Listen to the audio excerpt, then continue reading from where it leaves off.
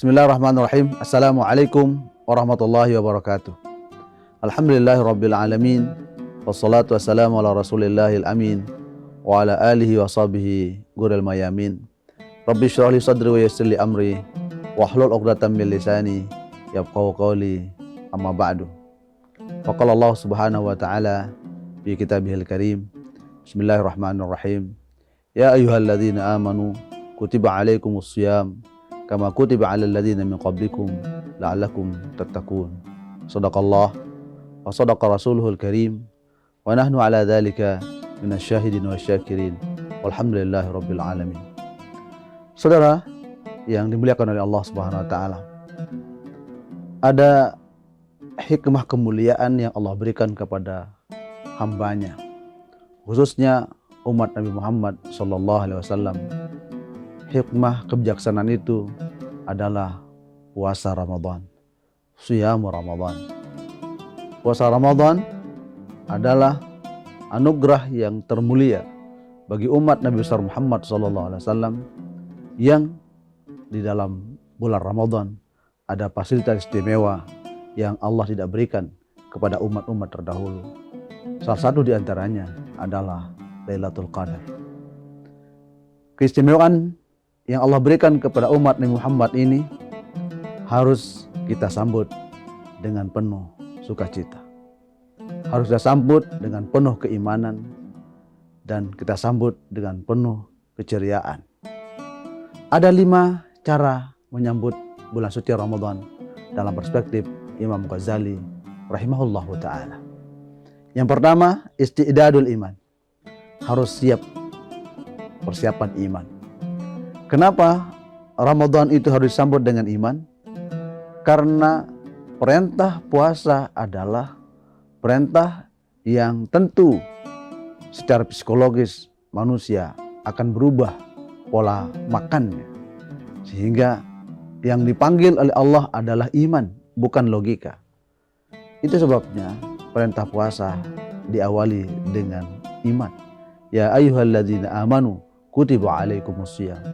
Menandakan bahwa kita sebagai umat Nabi besar Muhammad SAW, umat yang beriman, harus mempatri iman diri kita agar kita yakin kepada Allah Subhanahu wa taala bahwa perintah berupa puasa Ramadan harus kita terima dengan penuh keikhlasan. Itulah yang dimaksud oleh Rasulullah SAW. Man shoma Ramadana imanan wahtisaban ghufira lahu ma taqaddama min dzambi. Siapa saja yang berpuasa pada bulan suci Ramadan sembari imannya kuat, persiapan imannya hebat, sembari mengharap redha dan ikhlas karena Allah, jaminannya adalah orang yang berpuasa seperti itu terampuni noda dosanya setahun yang lalu. Itulah pentingnya. Yang pertama adalah isti'dadul iman, mempersiapkan iman. Yang kedua, kata Imam Ghazali, yang perlu kita persiapkan dalam rangka menyambut bulan Ramadan atau mengisi bulan Ramadan dengan isti'dadul ilmi, mempersiapkan ilmu. Afdalul ilmi ilmul hal. Ilmu yang paling afdal, ilmu yang paling mulia, kata Imam Zarnuji, adalah ilmul hal, ilmu aplikatif. Maka dalam rangka menyambut bulan suci Ramadan dan mengisi bulan Ramadan, maka harus kita persiapkan dengan ilmu pengetahuan.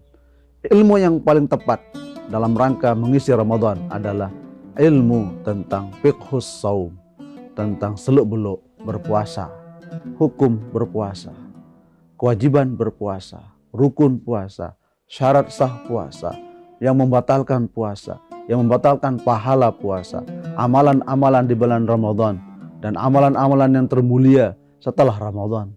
Itu adalah ilmul hal. Maka kita harus mengilmukan itu semua agar sempurna pelaksanaan ibadah Ramadan kita. Itu yang disebut dengan isti'dadul ilm. Yang ketiga yang harus kita siapkan adalah isti'dadus sihhati wal afiyah. Kita harus mempersiapkan kesehatan. Karena bulan puasa adalah bulan pelatihan fisik, rohani, jasmani, maka kita harus persiapkan kesehatan. jaga kesehatan kita. Mumpung masih bulan Sya'ban, mumpung masih ada kesempatan, kita jaga, kita minum vitamin, kita olahraga, agar fisik kita sehat menyambut bulan Ramadan dan mengisi bulan Ramadan dengan ibadah. Itu sebabnya ulama mengatakan bahwa yukrahus saumu ba'da nisfi min Sya'ban. Makruh berpuasa setelah nisfu Sya'ban. Jadi setelah tanggal 15 sampai 30 Sya'ban itu dimakruhkan berpuasa. Apa ilatnya? Apa sebabnya? Agar fisik ini tetap sehat, segar bugar menyambut Ramadan. Kecuali bagi orang yang sudah biasa berpuasa, ataukah bagi orang yang masih punya utang piutang Ramadan tahun lalu yang untuk dia wajib qadha puasanya selama masih belum datang bulan Ramadan. Itu yang diperkecualikan. Itu yang ketiga adalah mempersiapkan kesehatan. Yang keempat kata beliau adalah isti'dadul mal, mempersiapkan materi, harta, harta benda. Apa sebabnya? Karena perlu ada yang dipakai untuk iftar, takjil, berbuka puasa, makan sahur. Begitu juga nanti ada persiapan untuk zakat mal, zakat fitrah, dan bisa bersedekah, berinfak di bulan suci Ramadan. Karena nafkah atau infak sedekah yang paling afdal adalah sedekah di bulan Ramadan. As-sadaqah fi Ramadan afdalu wa aktsaru jazaan. Bersedekah di bulan Ramadan itu adalah afdal dan paling besar pahala balasannya.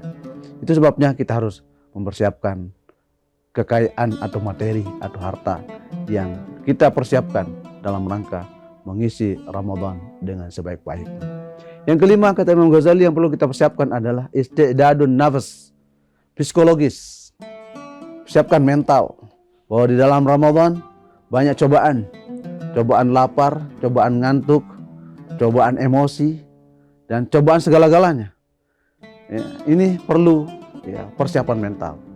Perubahan pola makan yang awalnya dari pagi sarapan sampai makan siang, makan malam, itu terjadi perubahan di saat bulan suci Ramadan.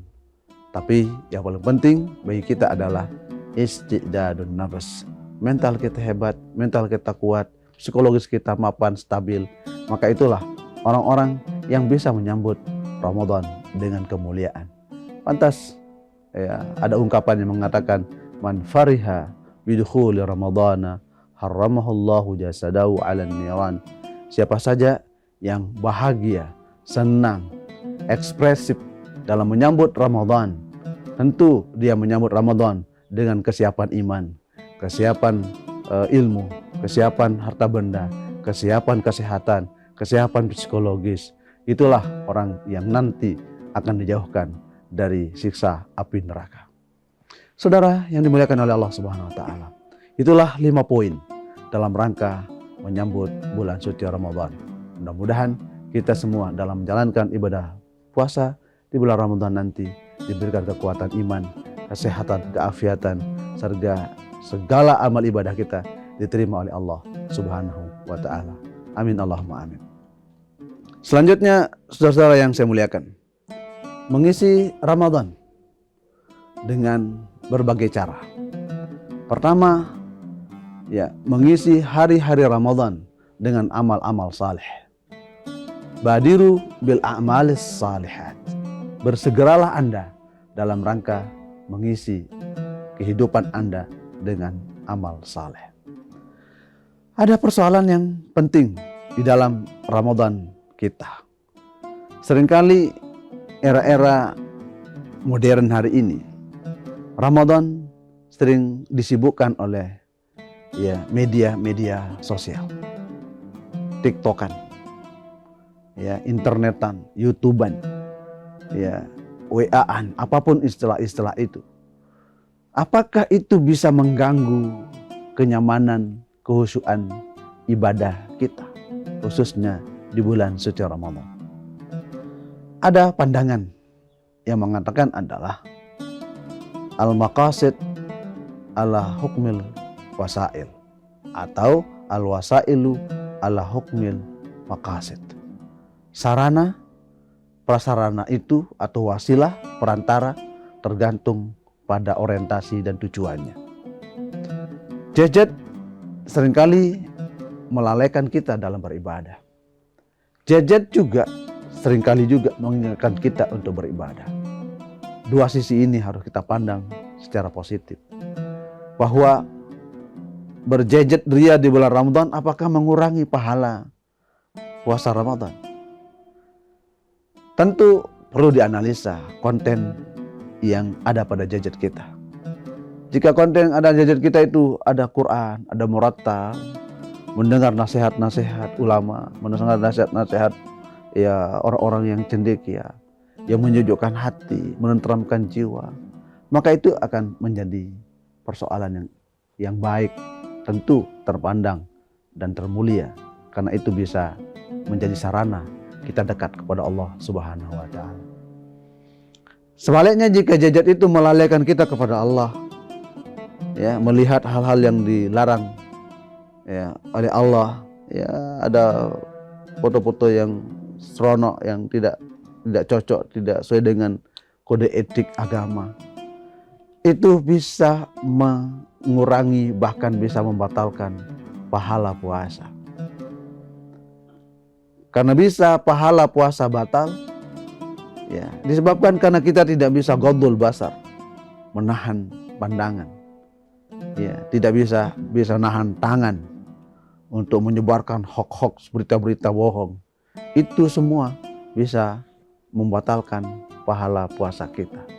Tapi jika tangan ini terampil kreatif, menulis nasihat-nasihat, kemudian kita kirim di IG, kita kirim di TikTok, kita kirim di YouTube, kita kirim di medsos, itu akan menjadi amal saleh yang bisa menjadi sarana introspeksi bagi diri kita dan orang lain.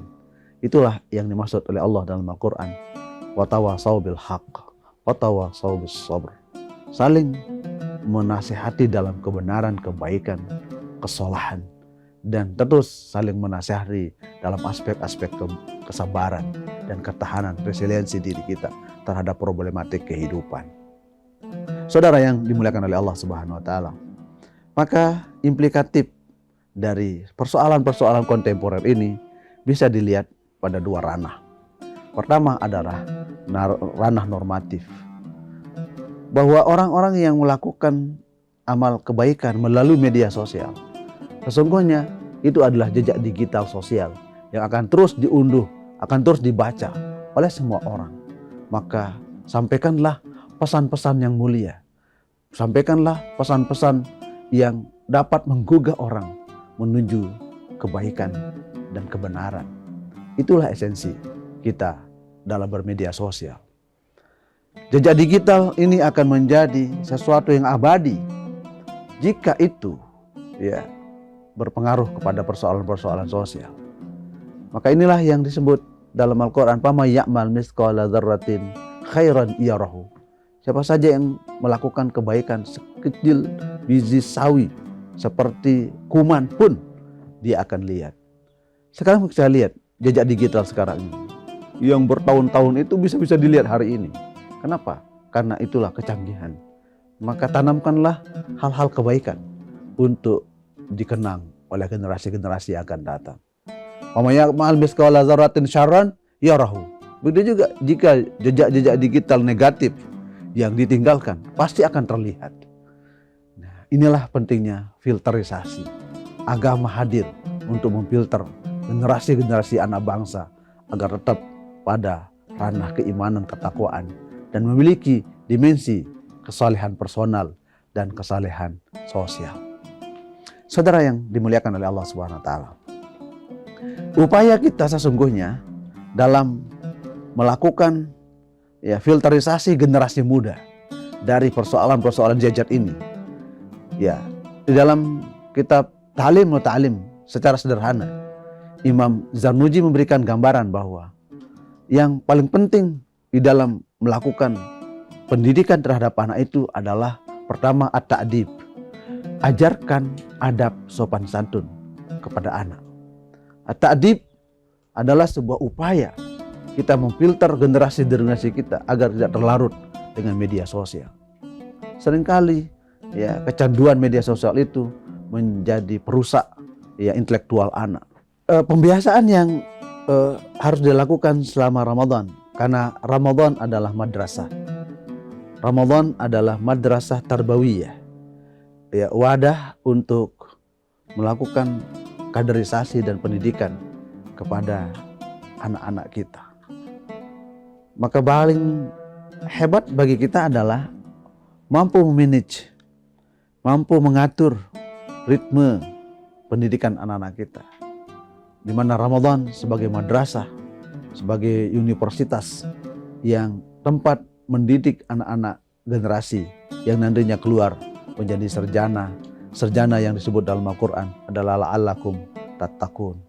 Inilah salah satu tindakan preventif kita dalam menjaga ya psikologis, mentalitas anak kita yang sehari-hari bergumul dengan dunia digital atau gadget. Ini yang pertama, cara memfilter generasi muda dari ya kecanduan terhadap ya elektronik atau media sosial. Yang kedua adalah at-ta'mik, berusaha memberikan internalisasi terhadap ajaran-ajaran agama. Pendekatan yang paling penting bagi orang tua adalah ya pendidikan hati ke hati, dari hati ke hati.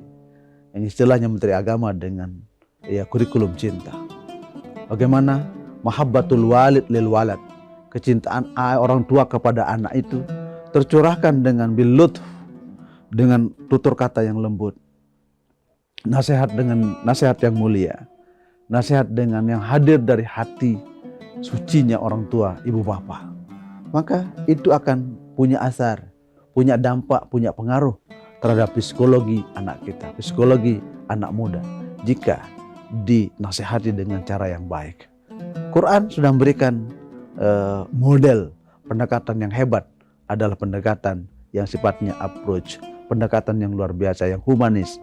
Quran katakan dalam Al-Quran, Allah mengatakan dalam Al-Quran, "Fabima rahmatim minallahi linta lahum, walau kunta fadhan ghalidhal qalbi lam faddu min haulik." Al-ayah. Dengan sebab rahmat Allah, maka lakukanlah sikap-sikap humanis kepada mereka. Jika Anda melakukan sikap yang keras kepada mereka, ya, yang sikap radikal, ekstrim, ya, atau menjudgment kepada mereka, bukan mereka akan dekat kepada Anda, tapi mereka menjauh. Itu teori konstruktif yang luar biasa dari Al-Quran tentang bagaimana mengayomi masyarakat, mengayomi anak muda, mengayomi peserta didik dengan penuh kecintaan, kelemah lembutan.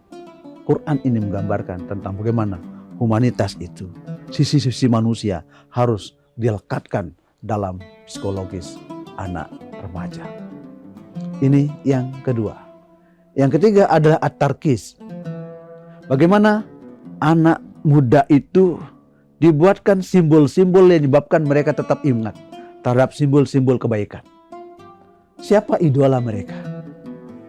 Kalau idola mereka ulama itu yang ya diberikan spirit tentang ya perjalanan hidup seorang ulama yang dia gemari, yang menjadi idolanya.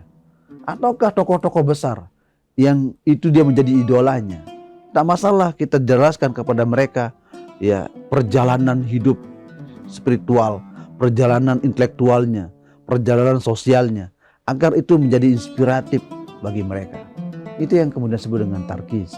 Bagaimana ya termodifikasi persoalan-persoalan penting itu dalam senak benak mereka, dalam intelektualitas mereka, dalam spiritualitas mereka, hingga dia muncul menjadi generasi-generasi yang terpatri karakter yang mulia. Kemudian yang keempat adalah at-tansyi', membangkitkan semangat motivasi yang kuat kepada generasi-generasi muda. Saya kira ini perlu yang menjadi prioritas kita dalam melakukan pendekatan-pendekatan kepada anak-anak muda hari ini.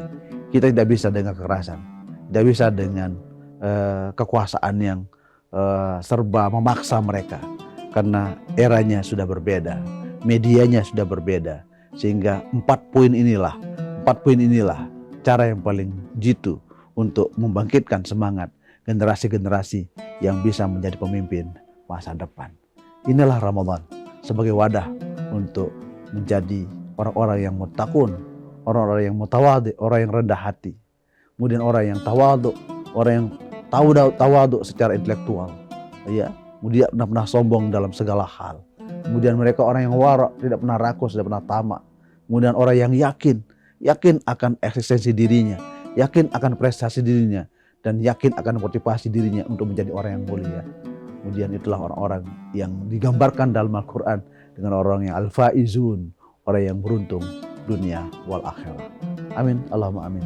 Saya kira demikian pandangan saya tentang bagaimana Ramadan sesungguhnya, bagaimana mengisi Ramadan dengan sebaik-baiknya, dan bagaimana caranya kita menjaga generasi-generasi muda ini agar terus terkontrol intelektualnya, dia terjaga imannya, dan terus menjadi generasi yang sukses di masa-masa yang akan datang.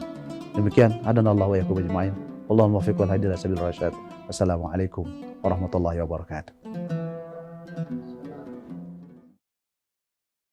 Download Tribun X sekarang, menghadirkan lokal menjadi Indonesia.